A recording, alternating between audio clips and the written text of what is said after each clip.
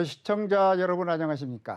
디지털과 블록체인 현안에 대해서 시청자 여러분들의 궁금증을 속 시원하게 풀어드리면서 현실적인 대안을 제시해드리고 있는 강성호 인사이트 진행을 맡고 있는 개대의 강성호 기자입니다.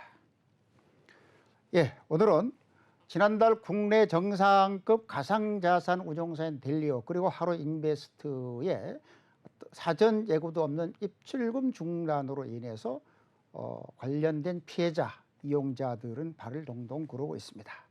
검찰에서도 수사 중이라는 그 발표와 함께 관련자에 대한 출국 금지 조치 등 신속한 후속 조치가 이루어져 있고 피해자들 역시 검찰에 고소장을 제출한 바가 있습니다. 오늘은 델리오 그리고 하루인베스트 사태에 대해서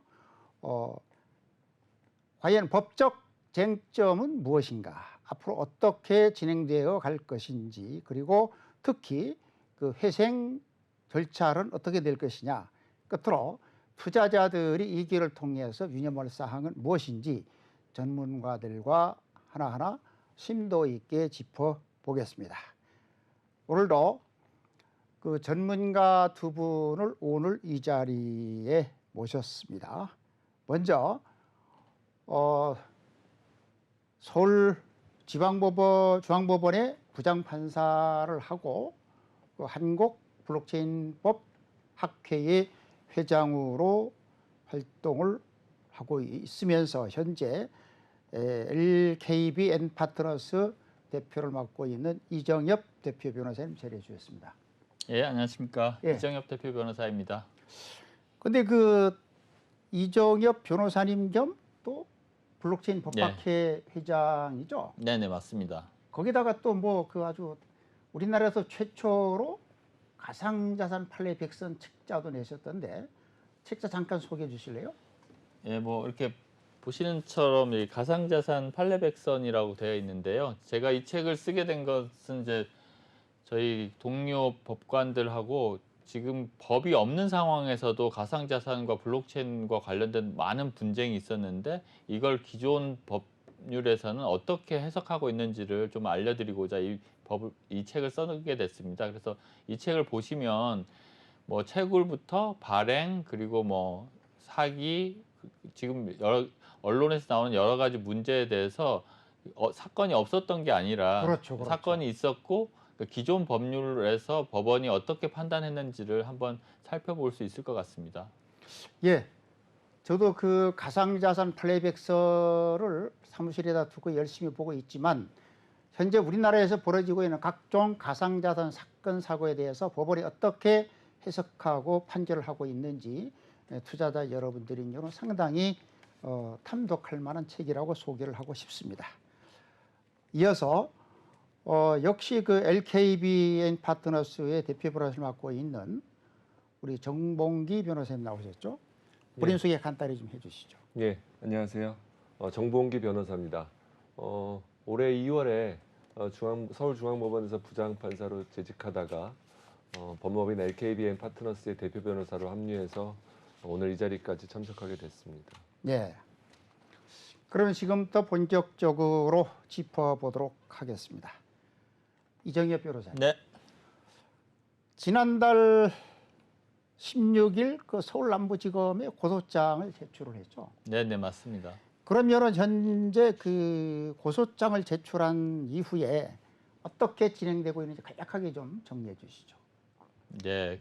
지금 13, 14일에 사실 하루인베스트와 델리오의 출금 제한이 있었습니다. 그래서 이 SNS 상에서는 피해자들이 이거 어떻게 되는 거냐 되게 말이 많았고요. 그래서 저희 법무법인에서 혹시 지금 처리가 어떻게 되고 있는지를 좀 오픈 채팅방을 열어서 피해자들이 지금 상황이 어떤지를 이제 얘기를 해보니까 이 사건 소통을 했군요. 네, 이 사건의 경우는 지금 가상자산의 특성상 뭐 대표자가 딴 마음을 먹으면 다 은닉을 하고 뭐 재산이 다 산일되기 때문에 정말 빠른 어떤 법적 조치가 필요하다고 그런 오픈 채팅방에서 얘기가 나와서 저희가 바로 거기서 이제 여러 가지로 지금 법적 조치를 하시고 싶은 분들은 바로 의뢰를 해달라고 해서 급하게 형사 고소를 하고 그리고 회생 신청까지 하게 되었습니다. 그리고 현재는 그 형사고소 그리고 회생 신청까지 두 가지를 동시에 했다는 거죠. 네. 그러면은 이제 이 변호사님 현재 시점에서 보면 파악된 피해자나 피해 금액 그리고 예정되는 회수 가능성 어느 정도로 지금 측정을 하고 있습니까? 이거 어디까지 추정이죠? 예, 지금 하루와 델리오에 어느 정도 자산이 남아 있고 고객들이 얼마만큼 예치했는지를 좀 정확히 알 수 없는 것이 되게 큰 문제입니다. 그래서 그걸 알 수 있도록 제3자가 좀 명확하게 알 수 있도록 하기 위해서 지금 회생 절차를 진행하고 있는 것이라고 할 수 있는데요. 그 피해자들 모임에서 이제 서로 간의 얘기를 통해서 이제 추산해 보거나 아니면 블로그나 뭐 아니면 뭐 유튜브 같은 데서 기존의 경영진이 말한 것들을 추산해 보면 하루 델리오 합쳐서 작게는 2천억 원 그리고 예, 피해가 고객들이 예치한 금액의 합계가 작게는 2천억 원, 많게는 한 3천억 원 정도까지 되는 것으로 예상을 하고 있고요. 그리고 현재 그 피해 접수한 금액을 말씀하시는 거죠? 아닙니다. 실제 저희 이제? 법인에 네. 지금 예치를 좀 피해 금액이라고 하신 분들은 합쳐서 하루와 델리오 합쳐서 대략 한 600억 정도 되는 것으로 알고 있습니다. 네. 그런데 이 부분에 대해 제가 보완 질문을 드릴게요. 지금 현재 특검법에 보면 네. 그 가상자산 사업자인 경우에는 고객 자산과 회사 자산을 구분해서 예치하도록 되어 있기 때문에 정확하게 금액이 나와야 되는 거 아닙니까? 지금 일단 하루 인베스트는 외국사라 치고. 가상자산 안 하고 델리오의 경우는 이제 바스프 신고를 했는데요. 물론 신고 당시에는 그런 소명을 했을 것이라고 봅니다. 그렇게 하겠다고 뭐 지갑을 구분했겠죠. 그런데 신고 이후에 실제 운영을 그렇게 했는지는 그건 알 수가 없는 상황입니다. 네, 알겠습니다. 그리고 그 가상자산 사건 사고 관련해서 핵심적으로 중요한 부분이 특검법이나 무슨 뭐 사기 유사 사건 유사 수신 말고 네. 이번에 보니까 특이하게 그 자본시장법 위반을 들었던데 네네. 그러면은 자본시장법 위반을 어떤 부분을 들어서 지금 고소를 했습니까? 그러니까 지금 그 비트코인 이더리움을 이제 무위험으로 혹은 조금 위험이 있더라도 안전하게 불려주겠다는 것이거든요. 그렇죠. 예, 그래서 그리고 뭐 1년에 그 이자가 12%라고 지금 홈페이지에 나와 있는 것 같았는데요. 네, 뭐 12%에서 많게는 뭐 25%까지 간 경우도 그래요? 있었고요. 그냥 지갑에 가만히 두기만 해도 뭐 1% 정도는 줬고 그리고 이제 조금 더 이제 무위험 차액 거래를 해서 여기서 팔고 다른 거래에서 사고 하는 그거를까지 허용하는 경우에는 좀 더 높은 이자율을 주는 경우가 있었습니다.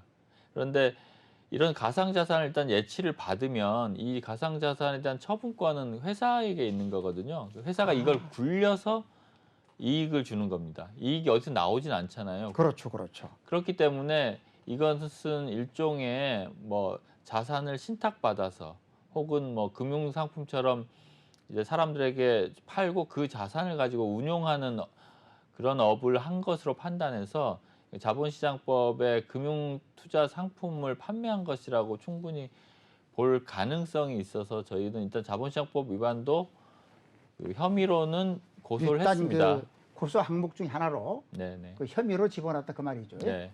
예. 그리고 다음에는요.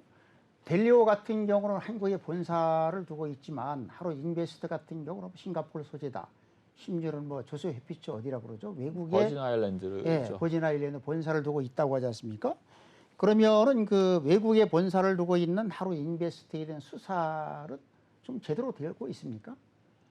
그 하루 인베스트가 뭐 버진 아일랜드에 본사를 두고 있다고 해서 그 본사에 뭐 경영진이 있고 뭐 회계장부나 데이터베이스가 그 본사에 있다는 뜻은 아닙니다.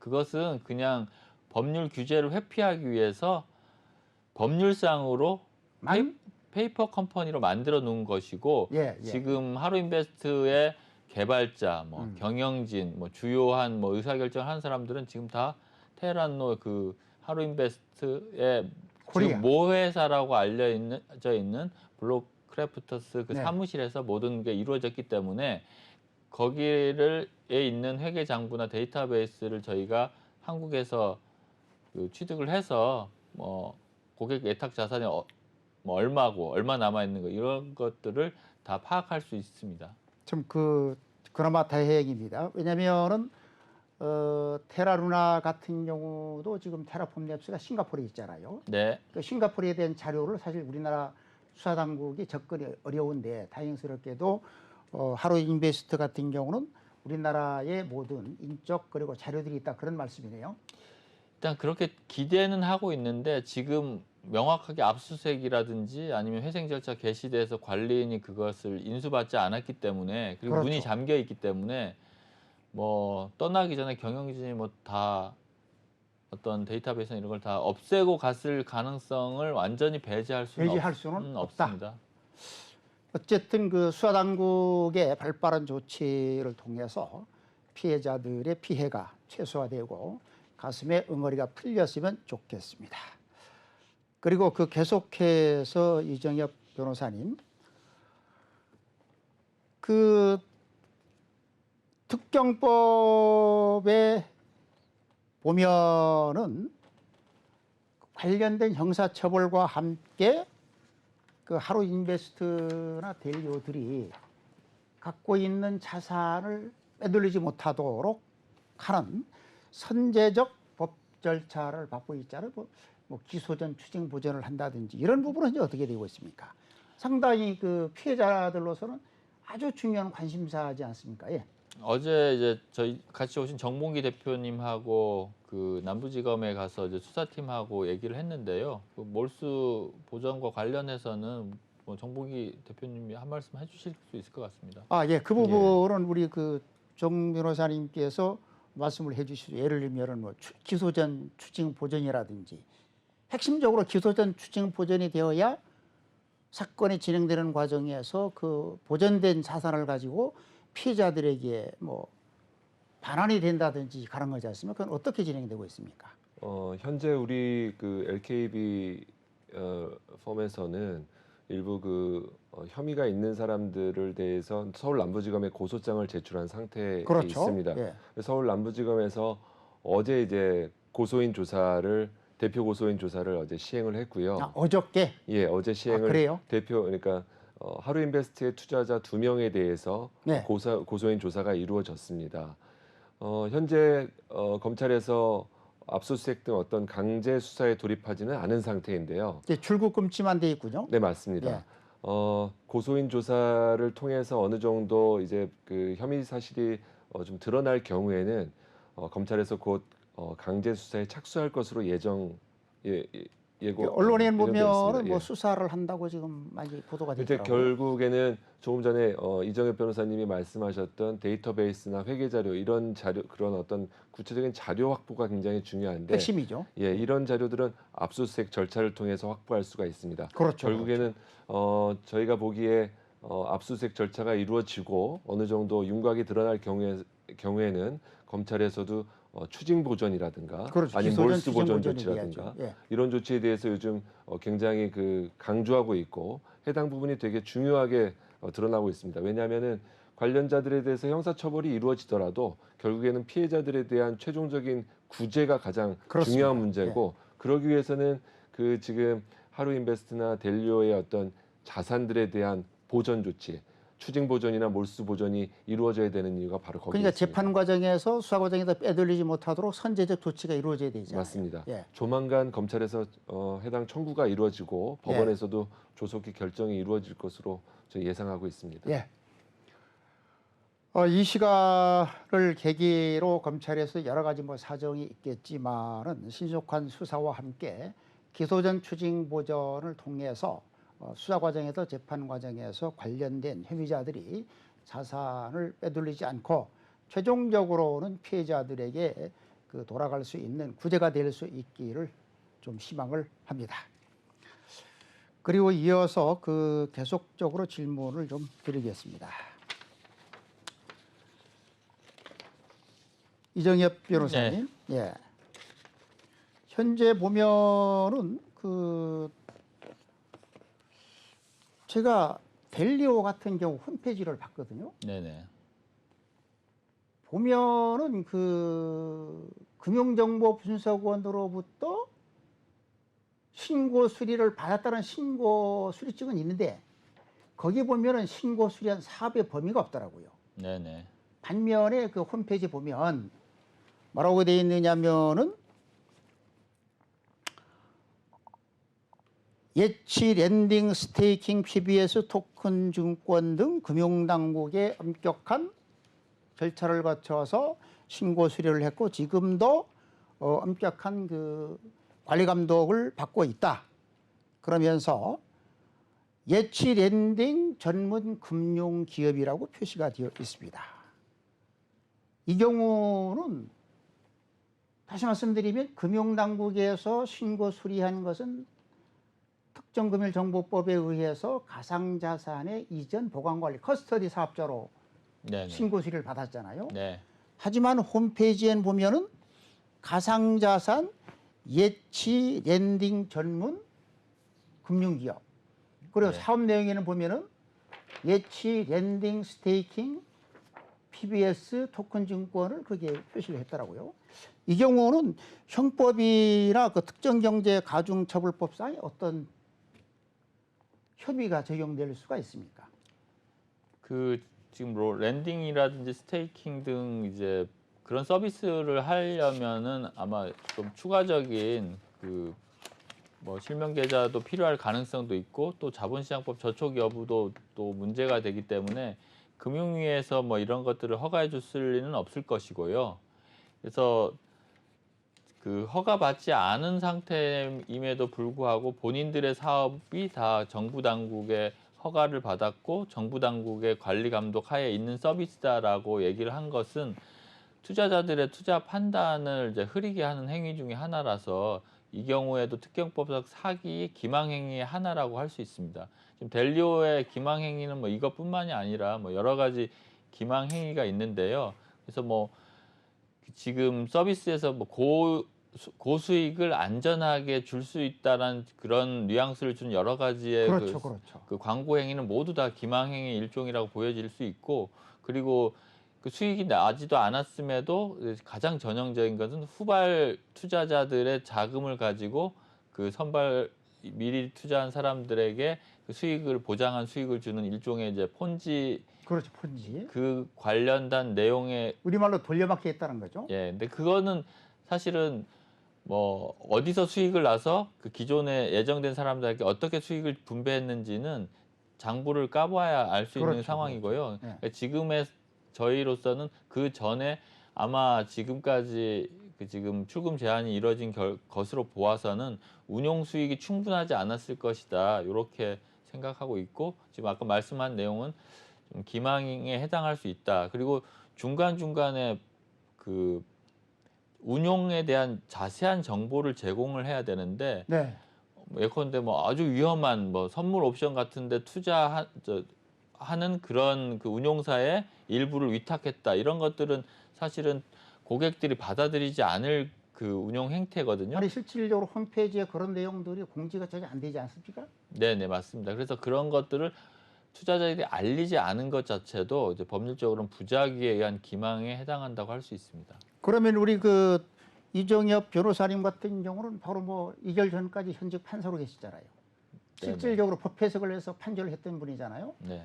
그런데 기망에 의한 그 사기 조건은 상당히 법적 구속 요건이 힘들 경우라고 많은 분들이 얘기를 하고 있는데 그 이정엽 변호사님께서는 델리오 같은 경우는 아까 등등의 여러 가지 사건을 내용을 봤을 때 기망에 의한 사기죄 적용 가능성이 좀 높다 그렇게 보시는가요?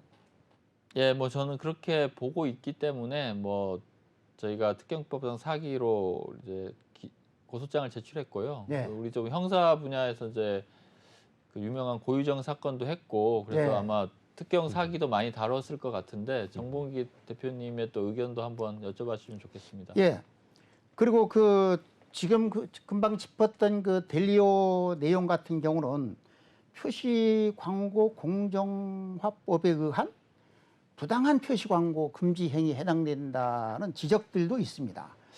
그러면은 우리 그 형사 사건을 많이 우리 그 정 변호사님도 지금 판사를 그만둔 지 얼마 안 됐죠. 예, 얼마 안 됐습니다. 그냥 다시 말씀드리면 법 해석에 대한 지금 실무 감각이 아주 확인이 살아 있잖아요. 네. 그러면은 그 델리오의 이러한 행위들이 그 표시광고 공정화법의 위반 가능성 어떻게 봅니까? 이 표시광고 공정화법 자체가 좀 아마 이 시청자분들이나 아마 아니면 우리 지금 사회를 보시는 사회자님께서도 아마 조금 생소하실 텐데요.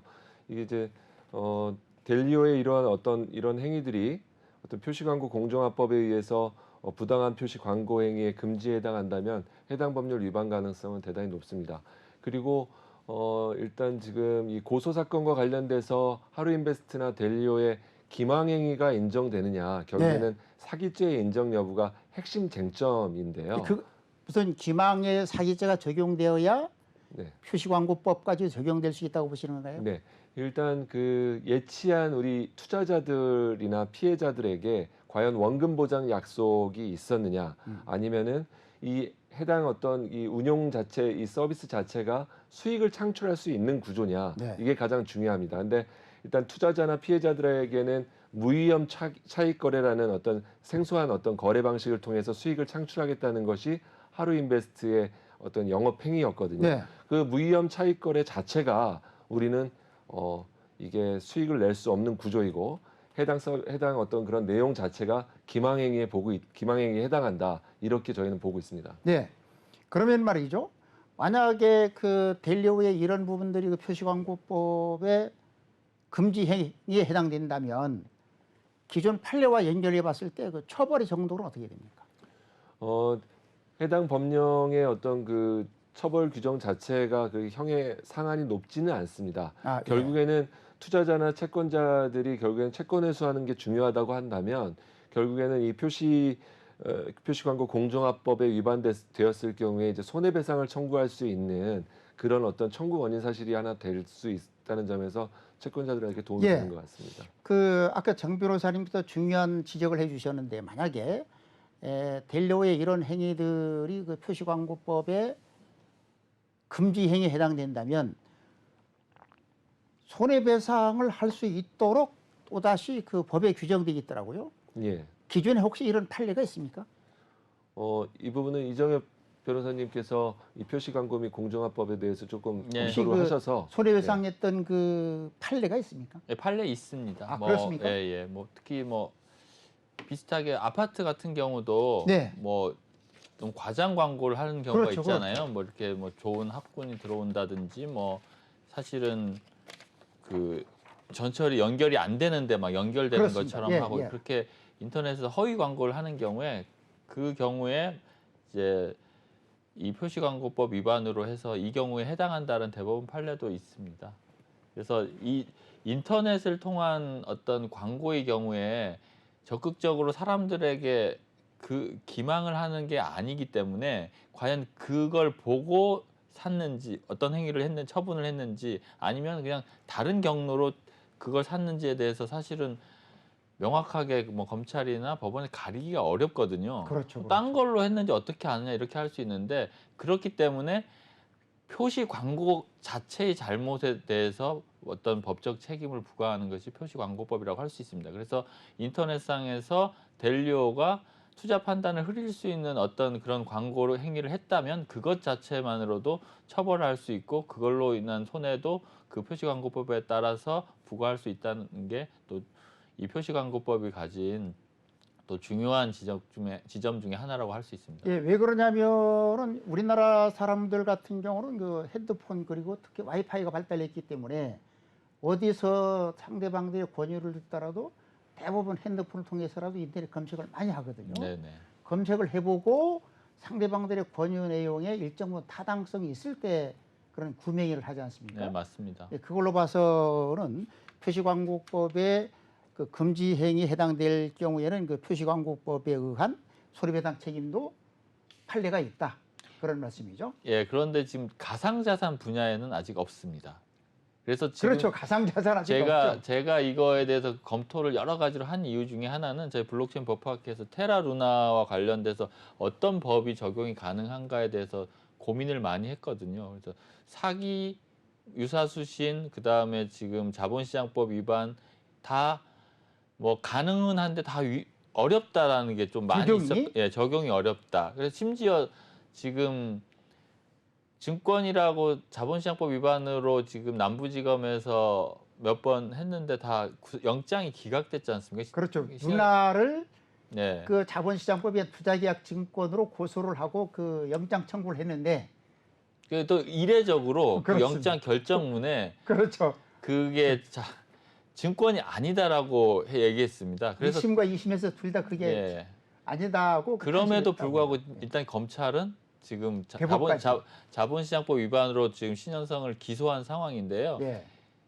그만큼 이제 어려운 상황인데 표시광고법 위반 이거는 아직 그 좀 기소를 안 한 부분이 있고 그 루나라든지 테라 또 거기서 이제 앵커 프로토콜이라는 뭐 그렇죠, 고수익 그렇죠. 프로토콜이 있었는데 그런 것을 이제 보고 혹해서 그 인터넷에 그 사이트에 접속을 해서 거기서 이제 루나를 구매한 사람들이 경우에 피해를 봤으면 표시광고법 위반의 적용 여지가 있지 않나 이게 그렇게 제가 생각을 하고 있고 이 부분에 대해서는 아마 향후에 이 부분을 실제 기소가 되면 법원의 판단을 받아볼 수 있을 것 같습니다. 근데 이부를 짚고 넘어가면 좋겠습니다. 그 표시광고법 적용 대상을 어떤 특정한 범위를 규정한 건 없잖아요. 네, 맞습니다. 대한민국에서 이루어지는 어떤 행위도 표시광고법에 모두 적용이 대상이 가능한 것 아닙니까? 맞습니다. 지금 하루 그리고 인베스트 가상자산이 되든 아파트가 되든 뭐든지 관계없이 예. 예. 더 중요한 건 하루 인베스트가 지금 인터넷으로만 대부분 광고한 경우 그런 경우에 더 좀 강력한 규정이 될수 증거들이 있습니다. 남아 있을 거 아닙니까? 네네. 예. 여러분들 이 시간을 빌어서 그 표시광고법에 대해서 생소한 법이지만은 실생활에 상당히 중요한 규정이기 때문에 알아두실 필요가 있다고 봅니다. 우리 정봉기 변호사님, 네. 예. 그 델리오 같은 경우에는 그 금융당국에서 가상자산 사업자 신고를 보니까 지난해 2월을 했습니다. 2월 달에 신고를 했죠. 그 원래 지금 현재 7월 달이잖아요. 그러면 현재 그 정부 당국으로부터 가상자산 사업자 신고 수리한 후에 1년 4개월이 지났거든요. 예. 근데 이제 저 신고 수리 당국이 과연 신고 수리해 준 범위와 외부에 표기하는 홈페이지와 다른 부분을 전혀 몰랐을까? 또 알았다면 이게 보완 조치를 해야 되는 것이 아닌가 어떻게 보십니까? 이제 아마 금융정보분석원 우리가 흔히 FIU라고 그렇죠, 그렇죠. 부르는 곳인데요. 여기에서 아마 그 가상자산 사업자 아마 신고 수리가 이루어진 것으로 알고 있습니다. 근데 이제 FIU에서도 사실 여러 업무를 하고 있지만 그 중에 가장 이 가상자산과 관련돼서 중요한 업무는 이 머니 런더링이죠. 돈 세탁 관련된 부분, 자금 세탁 관련된 아니 제가 부분을 묻고자 하는 건 무슨 제가 얘기냐면 무슨 얘기인지 알고 있는데요. 신고 수리를 보면은 그 델리오 같은 경우는 특검법에 의해서 가상자산 이전 보관 관리 즉 우리가 쓰는 얘기로 커스터디로 신고를 했단 말이죠. 그리고 그 금융정보분석원 홈페이지도 그렇게 항상 공지가 되어 있는데 그와 전혀 다르게 홈페이지를 구성하고 있는데도 당국이 몰랐을 것이냐. FIU에서 구체적으로 이제 그런 부분까지 다 알겠습니다. 매년 실사를 하는 것은 쉽지 않았을 겁니다. 예. 예. 그러면은 그 이정희 변호사님, 네네. 그 이런 경우는 사실 뭐 저도 그 공직에 있었지만은 뭐 어느 부서든지 어느 기관이든지 해당될 수가 있잖아요. 네, 맞습니다. 그러면은 그 뭐 얼마 전까지 판사를 하셨기 때문에 네. 정부 당국에서 인허가 또는 신고 수리와 다른 내용을 외부에 마케팅을 하거나 홈페이지나 자료에 네네. 게재를 했을 때 사실과 다른 내용을 게재했을 때 혹시 그 실질적으로 판례로 위법하다 하는 그런 판례가 있습니까? 어떤 조치를 해라. 뭐 판례는 뭐 특히 행정 관련된 그런 내용은 아직 뭐 없는 것으로 알고 있고요. 가상자산 분야는 이제 더더욱이 아니 전체 음, 가상자산 말고 다른 분야라도 예, 정부 당국으로부터 인허가 받은 내용과 다르게 신고 수리받은 내용과 다르게 표기를 하고 외부에 홍보를 했을 때 네. 그에 대해서 잘못됐다는 판례가 혹시 있는가 하는 거죠.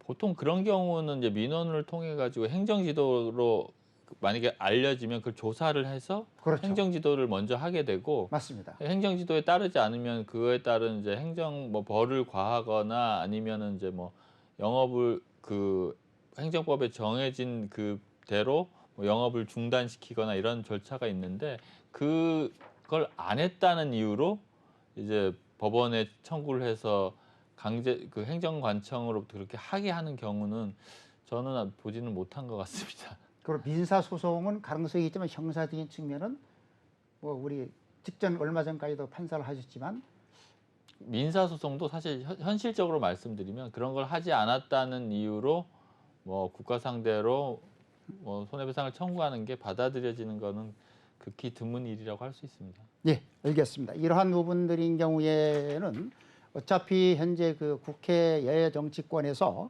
가상자산 이용자 보호법 2단계 법을 다루기 때문에 이런 부분들을 좀 규정을 해서 사업자들이나 당국에도 좀 더 세심하게 관심을 가져야 될 것 같습니다. 이어서 계속해서 그 이정엽 변호사님, 네. 하루 인베스트 같은 경우에는 뭐 아까 버진 아일랜드에 본사를 두고 있다, 뭐 싱가포르다 그렇게 얘기를 했었잖아요. 그런데 여기에 보면은 그 특정금융정보법 제6조에 보면은 외국에 있는 사업자인 경우도 신고를 하도록 돼 있거든요. 네네. 이 부분은 어떻게 보세요? 아직까지 지금 그 외국에 있는 사업자들이 지금 우리나라의 정부 당국에 신고를 하거나 신고 수리 받은 바가 없거든요.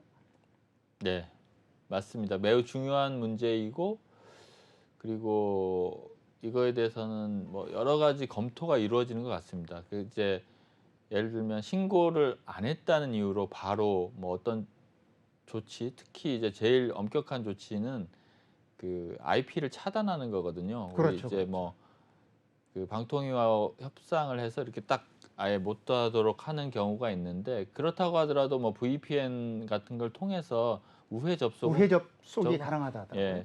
예. 지금 바이낸스나 뭐 FTX나 뭐 해외 유명한 거래소들도 사실은 대부분 신고를 안 한 상황이거든요. 그렇죠, 그렇죠. 그런데도 지금 그 본인 위험 부담 하에 네. 수많은 지금 한국인들이 또 바이낸스 접속해서 여러 가지 업을 하고 있는데 이 바이낸스나 뭐 아까 말씀드린 뭐 다른 유명한 뭐 후보인 이런 거래소들도 저희 그 정책적인 판단에 따라서 어느 순간 사실 접속이 차단될 가능성이 있습니다. 근데 그것을 지금 가상자산을 투자하시는 분들이 원하고 있지 않다고 판단하고 있기 때문에 그렇습니다. 지금 한마디로 놔두고 있는 거죠. 네.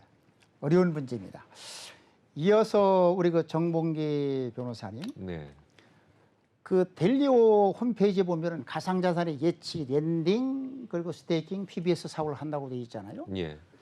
이거 같은 경우에는 아까 우리 이정희 변호사님께서 금융투자 상품에 해당한다라고 해서 이제 그 검찰에 고소한 항목 중 하나로 들어가 있단 말이죠. 네. 그러면은 이런 경우는 만약에 가상자산 예치 랜딩 스테이킹 PBS 사업들이 그 자본시장법인 금융투자 상품에 해당한다면 그러면 자본시장법에 의한 자산 운용업 등록이라 인가를 받아야 되는 것 아닙니까? 예, 맞습니다. 일단 이게 금융 투자 상품에 해당한다고 저희는 해석을 해서 네, 일단 자본시장법 위반으로 고소를 해놓은 상태고요. 네, 아마 하루인베스트나 델리오 측에서는 이와 같은 가상자산 이런 서비스는 금융투자 상품에 해당하지 않는다. 이렇게 아마 변론을 펼칠 가능성이 대단히 높습니다. 당연히 반론을 네. 뭡니까 피의자 그 네, 맞습니다. 반론권이 있잖아요. 네. 그래서 자본시장법상 금융투자 상품에 해당하고 그렇다면 이런 금융투자 상품에 해당하는 어떤 서비스를 하려면 관련 규제나 이런 것들을 다 받아야 하기 때문에 정부에 당연히 다 등록을 하고 인가를 받아야 그러면은 그런 사업을 할 수 있습니다. 그 검찰에 고소를 할 때에 이런 그 가상자산 예치 랜딩이나 이런 부분들을 금융투자 상품에 해당된다고 봤으면 자본시장법의 어떤 업종에 해당된다고 봤습니까? 일부 법조계에서는 뭐 그 집합투자, 예. 투자 일임 그렇게 보시는 분들이 있던데 어떤 업종에 해당된다 혹시 보시는지? 저희는 이게 금융투자 상품에 해당한다면 금융투자업에 해당한다라고 그렇죠, 그렇죠. 보고 있습니다. 그래서 예. 그에 따른 어떤 규제를 받아야 된다라고 저희는 보고 있습니다. 네. 이정희 변호사님. 네네. 그러면은 그 검찰에다가 자본시장법 위반으로 이제 고소를 했단 말이죠. 네. 만약에 지금 그 LKB 입장에서 본다면 어느 조항에서 어떤 처벌을 해야 된다고 보시는 건지, 물론 판단은 검찰과 그 법원이 하겠지만 그 지금 고소를 한 입장에서는 어느 예. 조항에서 어떤 처벌이 내려져야 된다고 보시나요? 투자 상품, 그러니까 투자 상품이라는 것은 원본 손실 위험이 있는 것들을 주로 말하는데요. 그 투자 상품을 이제 투자 일임을 하거나 아니면 투자 자문을 해주는 것도 업으로 하게 되면 그렇죠. 등록을 하게 돼 있습니다. 맞습니다. 뭐 물론 이제 뭐 유튜브나 이런 데서도 뭐 자문하는 사람들도 되게 많은데 등록 없이 그것도 네. 사실은 이제 법률적으로는 자본시장법 위반에 해당될 여지가 그게 있습니다. 투자 자본업에 해당되는 거죠. 예. 그런데 그런 좀 어찌 보면 약간 다른 법에 비해 사소하다고 볼 수 있는 그런 그 투자 자문이라든지 투자 일임보다 더 나아가서 금융 투자 상품을 판매하고 뭐 주선하고 그리고 운용하는 그런 그렇죠. 행위들은 그 인가를 받도록 돼 있습니다. 그렇죠. 미리 라이센스가 있는 네. 회사만 되는데 그러면 그 라이센스가 없이 미인가로 그런 금융 투자 상품을 판매하고 운영한 경우에는 자본시장법에 따라서 지금 5년 이하의 징역이나 아니면 2억 원 미만의 벌금에 처할 수가 있습니다. 그런 미등록, 미인가 미인가 예, 금융 투자 상품 상품 판매 행위다. 행위다 이렇게 보고 그래서 있습니다. 그 자본시장법에 따라서 5년 이하 징역 정도로 적용 가능성이 있다. 그렇게 보시는 거죠. 네, 예. 그리고 만약에 그 검찰과 법원이 네, 델리오의 그 가상자산의 예치나 랜딩, 스테이킹 등을 금융투자 상품으로 본다면 또다시 자본시장법에 의한 집단 소송 그리고 손해배상 책임까지도 인정되는 거 아닙니까?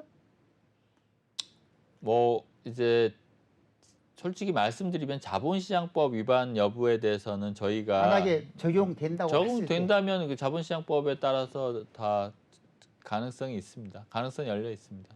이제 가장 중요한 것은 그러면은 이번에 그 LKB 입장에서는 어깨가 무거울 것 같습니다. 왜냐하면 지금까지는 네, 이 코인 토큰 가상자산 관련해서 자본시장법 적용했던 판례가 거의 없죠. 네, 거의 없습니다. 그럼 만약에 이번에 이거에 따라서 새로운 그 분기점이 될 수도 있겠다. 좀 적극적으로 나서 주셨으면 좋겠습니다. 예, 알겠습니다. 예. 그리고 이어서 가장 뜨거운 분야가 기업 회색입니다. 정봉기 변호사님, 네. 지금 LKB에서는 그 하루인베스트라든지 델리오에 대해서 그 피해자들을 대표해서 법원에다가 기업 그 회생 신청을 제출했죠. 예, 했습니다. 예. 예. 그럼 현재 보니까는 이게 기업 측에서도 하고 이용자 대표 측에서도 했던데, 그럼 현재 법원에 접수된 회생 신청 대상 기업이 어디입니까? 지금 저희는 그 하루인베스트와 그다음에 하루인베스트의 모회사라고 보여지는 블록크래프터스 예. 그리고 이제 싱가포르에 있는 그 하루인베스트의 BC 하루라고 또 있는데 그렇게 예. 세 개 업체에 대해서 일단 회생 신청을 했고요. 예, 그리고 예. 국내 사업장 주소를 두고 있는 델리오에 대해서도 네. 하고 있습니다. 그리고 또 하루인베스트가 지금 속았다고 주장하면서 이제 기망당했다고 주장하고 있는 BNS 홀딩스를 대상으로도 신청을 한 상태입니다. 아, 비네스 홀딩스까지도 회생 신청을 했다. 네, 그렇습니다. 그런 말씀이죠. 대부분의 회생 신청은 사실 채무자 기업을 다시 회생시키기 위해서 신청을 하고 있는데 네. 이건 예외적으로 저희 같은 경우는 채권자들의 재산을 좀 보전하기 위해서 기업 재산을 동결한 재산을 채권자들에게 환수해 줄 수 있도록 하기 위해서 채권자들의 신청에 의해서 회생을 신청했습니다. 아니 이번에 보면은 그 다음 주 10일부터 시작되는 예. 그 테라루나 관련한 그 국내 재판 같은 경우도 한 4,400억, 6천억 정도가 지금 추징 보전이 된 걸로 이제 알고 있거든요. 네. 그럼 이게 그 지금 LKB가 하고 있는 그 기업 회생이라든지 추징 보전이 결과적으로는 피해자들에 대한 구제 중요한 수단이 되겠습니다. 지금 이 회생 절차 자체에 대해서 채권자들 아니면 투자자들 사이에서도 이견이 좀 있는 것으로 알고 있습니다. 네, 그 부분을 좀 짚고 넘어가겠습니다. 네. 그러면은 저는 선뜻 이해가 가지 않는데 보니까 지금 그 하루 인베스터라든지 델리오로부터 피해를 받은 피해자들이 예. 기업 회생에 대해서 찬성 반대가 갈리고 네. 심지어는 뭐 반대측 같은 경우는 서울회생법원에다가 반대 탄원서까지 냈다고 그러는데 네. 그럼 왜 반대를 합니까? 저희는 여러 가지 어떤 원인으로 추정을 하고는 있습니다만은 네. 지금 하루인베스트와 델리오는 일단 갑작스럽게 출금 제한 조치를 했거든요. 이 얘기는 채권자들에게 약속했었던 수익금을 돌려줄 수 없을 뿐만 아니라 투자자들이 맡겼었던 원금 자체도 이게 반환이 좀 어려운 상황이기 때문에 출금 제한 조치를 이루어진 것 같습니다. 그런 상황에서 지금 기존 경영진들에게 계속해서 이 회사 경영을 하게 한다면 이 투자자들에 대한 채권 회수는 더욱더 어려울 것이다. 저희는 그렇게 예상을 하고 회생 신청을 했고요. 이 회생 신청을 통해서만이 채권자들의 어떤 피해를 최소화할 수 있다. 이런 입장인데 회생을 반대하는 세력들은 당연히 이 회생 조치로 인해서 채권자들의 어떤 채권 보전 회수율이 굉장히 낮게 이루어진다거나 어떤 여러 가지 반대 논리를 지금 동원해서 투자자들을 이렇게 현혹하고 있다고 저희는 보고 있습니다. 아니 우리가 가장 최근에 보면은 이거 작년 11월 달에 그 세계 3위 거래소 FTX 파산을 했잖아요. 예. 그럼 법원에서가 FTX에 대해서도 지금 회생 절차가 진행되고 있습니다. 그 FTX 같은 경우는 법원에서가 이게 뭐 쫀내 3세인가요? 예, 맞습니다. 구조조정 전문가를 그 관리인으로 투입을 해서 예. 최근에 보니까 뭐 회사가 어느 정도 정상화된다는 기사도 있단 말이죠. 네. 그러면은 법원에서가 그 회생을 받아들이고 법원에서가 제3자의 전문가를 통해서 조사라든지 그 회사를 정상화시키는 것이 일반적인 사례 아닌가요? 예, 저희도 그렇게 보고 있습니다. 기존 경영진을 더 이상 믿을 수 없기 때문에 우리가 법원에서 선임한 관리인이라든가 어떤 객관적인 제3자의 그렇죠. 위치에 있는 사람이 이 회사의 자산 현황을 구체적으로 들여다보고 회사가 현재 어떻게 운영되는 것이 맞는지 이제 이렇게 보고 기존 운영진을 대신해서 경영을 맡기는 것이 지금 채권자들이나 투자자들의 피해를 최소화하는 것이 맞다 이렇게 저희는 보고 있습니다. 일본의 마운트 콕스도 그런 절차를 밟지 않았습니까? 왜냐하면 맞습니다. 그래서 예. 일본의 마운트 콕스 같은 경우는 최근에 거의 뭐 채권자들에게 그동안 밀렸던 그 피해액을 보전을 해줬다는 기사도 있단 말이죠. 그러면 마운트 콕스도 법원에서 그 회생 절차를 진행한 것 아닙니까? 맞습니다. 지금 이 가상자산 사업자에 대한 어떤 회생 절차가 대부분 생소하기 때문에 저희 회생 신청한 저희들도 그렇고 그다음에 회생 법원에서도 그렇고 상당히 좀 여러 가지 어려움을 겪고는 있지만 궁극적인 가장 좋은 해결책은 회생 절차를 통해서 채권자들의 피해를 최소화하는 것이 맞다 이렇게 보고 법원에서도 저희들의 어떤 그 회생 개시 신청이 맞다고 봐서 조만간 회생 개시 결정이 이루어질 것으로 그렇게 예상하고 있습니다. 그러면 말이죠. 그 정 변호사님 입장에서는 어쨌든 다음 주 13일이죠.